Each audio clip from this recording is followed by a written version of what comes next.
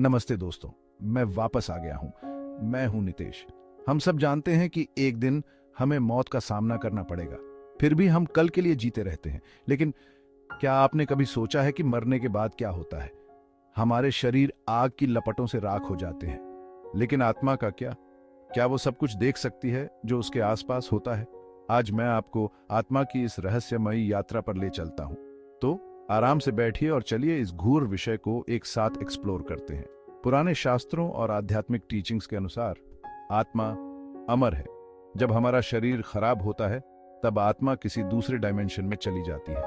कुछ लोग मानते हैं कि वो ब्रह्मांड की एनर्जी में मिल जाती है, जबकि कुछ सोचते हैं कि वो किसी नए जीवन में जन्म लेती है।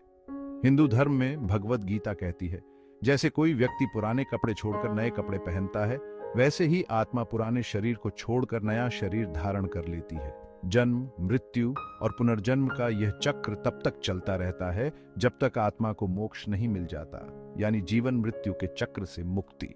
लेकिन इस ट्रांजिशन में आत्मा को क्या अनुभव होता है? बहुत से आध्यात्मिक खोजी और मेडिटेशन करने वाले कहते हैं कि आत्मा को लाइफ रिव्यू से गुजरना पड़ता है। वो अपने सांसारिक जीवन के दौरान किए गए कामों, रिश्तों और सीखे गए सबकों पर विचार करती है। ये रिव्यू जज करने के लिए नहीं होता, बल्कि समझने और आगे बढ़ने के लिए होता है।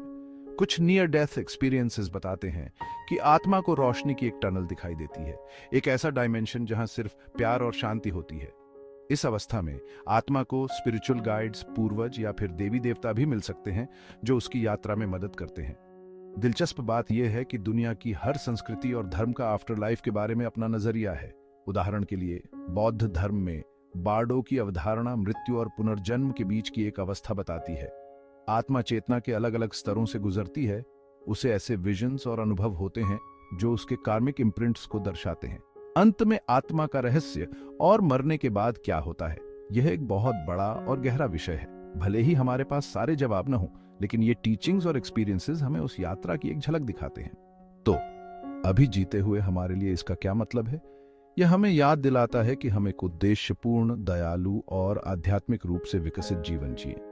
अपनी आत्मा को प्यार, ज्ञान और करुणा से पोषित करें, क्योंकि अस्तित्व के इस ग्रैंड टैपेस्ट्री में हमारी आत्मा की यात्रा लगातार सीखने और आगे बढ़ने की है। इस आध्यात्मिक खोज में मेरे साथ जुड़ने के लिए धन्यवाद। अगर आपके पास कोई विचार या अनुभव है जो आप शेयर करना चाहते हैं, तो कृपया नीचे कमेंट्स में लिखें। अगली बार तक ब्लेसेड रहें और खोजते रहें। नमस्ते।